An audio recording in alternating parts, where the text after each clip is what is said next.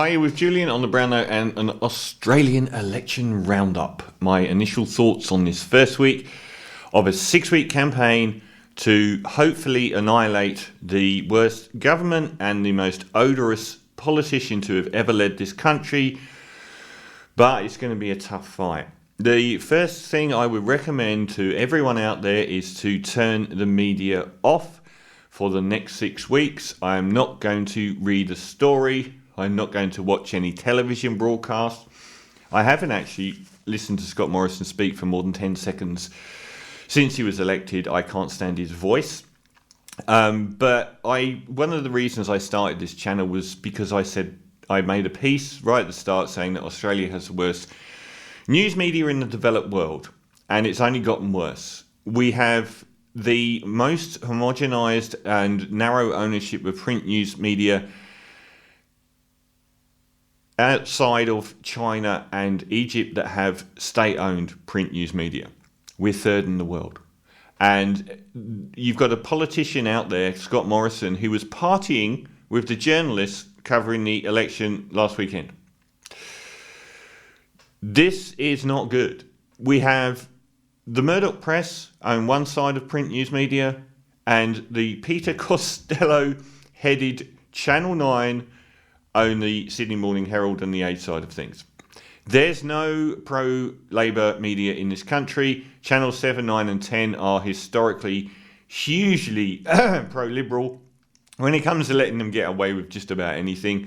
So we have the ABC and SBS, and they've been eroded over and over by the Liberal pressure on them, and are often 50% just as bad as the rest, but still a shining light really compared to the rest. So we're not going. The job of the media in this country, the news media, it's like they go to school, they go to these posh boys' schools, they learn how to chant abusive to women chants on buses, and then they split off. They either become lawyers, investment bankers, the government, or the media. And it's all the same old boys network. They all know each other. And no matter how sort of progressive writers are that occasionally crop up in these newspapers, the majority of the big decisions are always going to be pro-Liberal.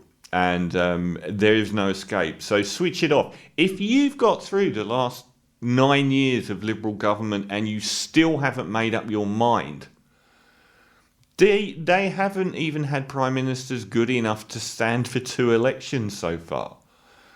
They've sacked Tony Abbott. They sacked Malcolm Turnbull, and they were so close to sacking ScoMo as well.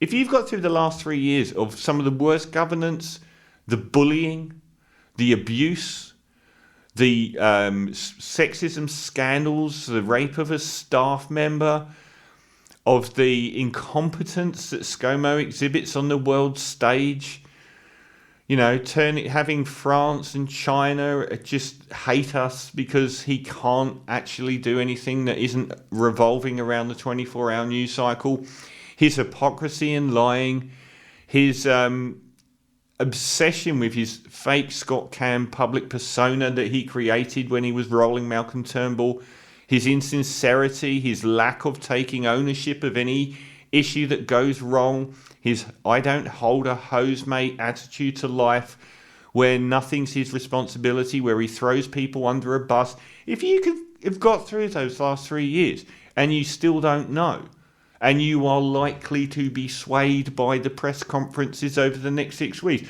what is the point in you?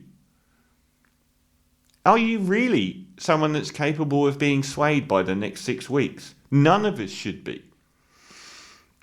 Gotcha moments. I don't know the rate of unemployment. These gotcha moments are what these pro-Liberal journalists are going to hammer Albanese with and Labour and the Greens with all the way through. Adam Bandt was absolutely godlike in saying, Google it.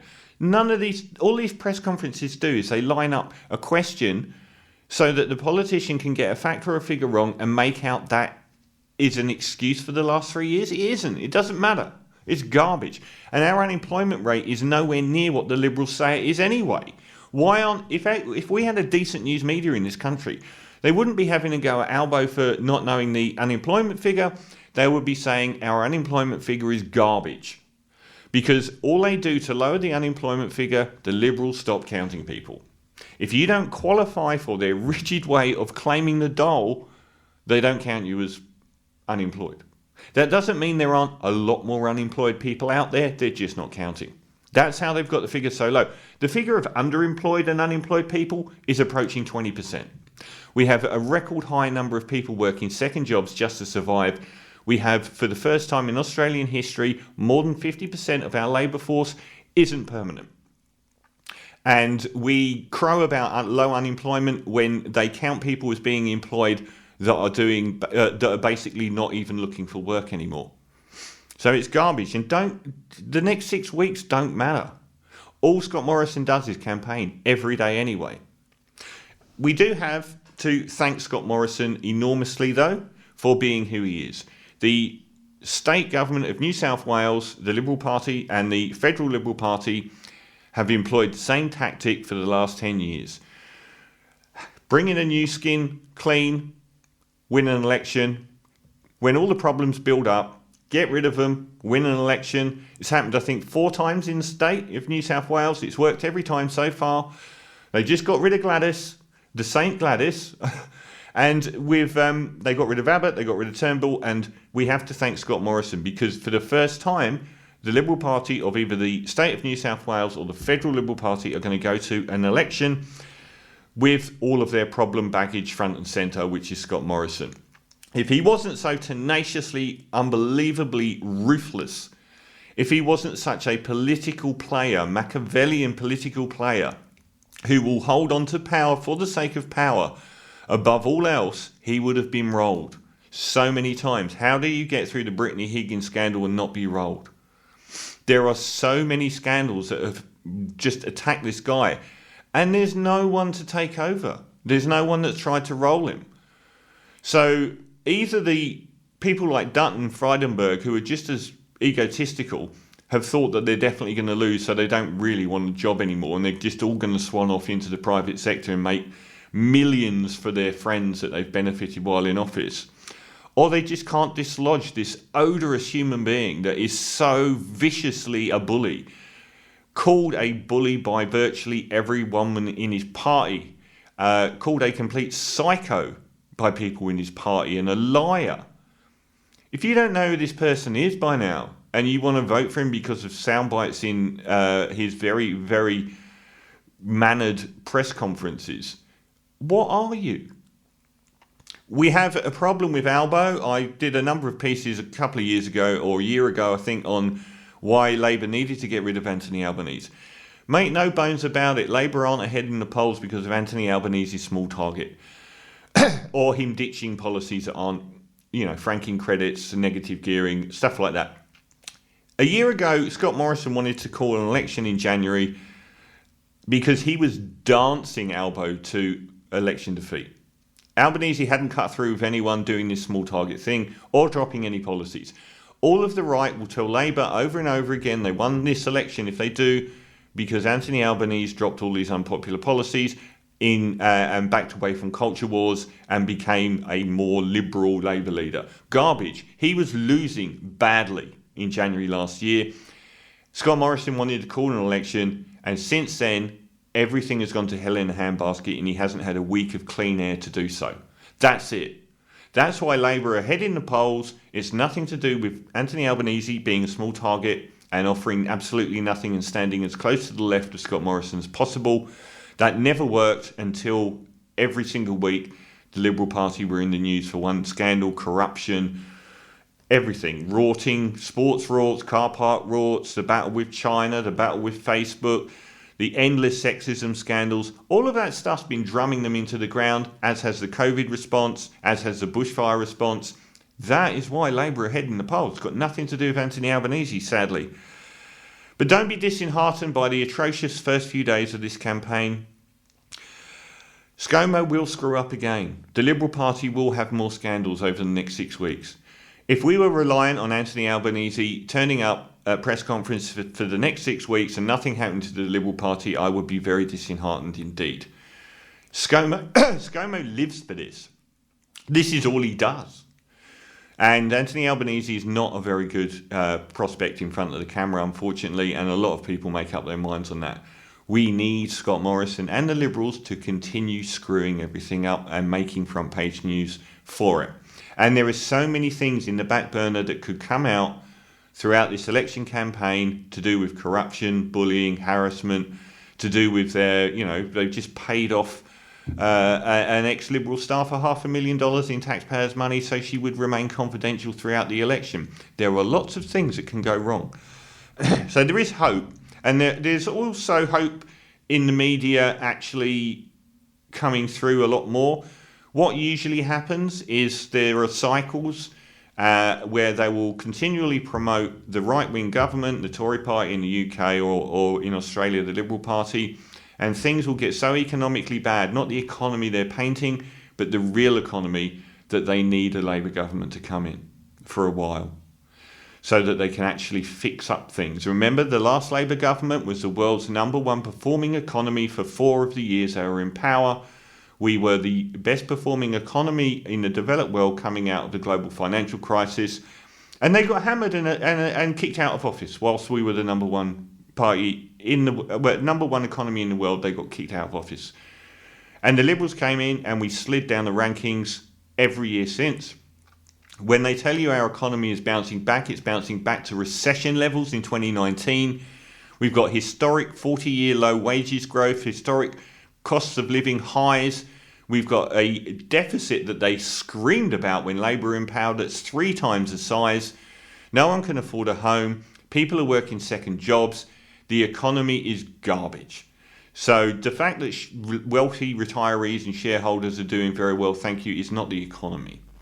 So maybe the media has decided, even though they've attacked them Labour relentlessly at the start, that they're actually going to give Morrison some stick to get rid of him. And if Frydenberg or Dutton had come in, they might have been more favourable to actually supporting them. But I think everyone wants ScoMo gone. And here's the thing, he talks about stability, don't risk change.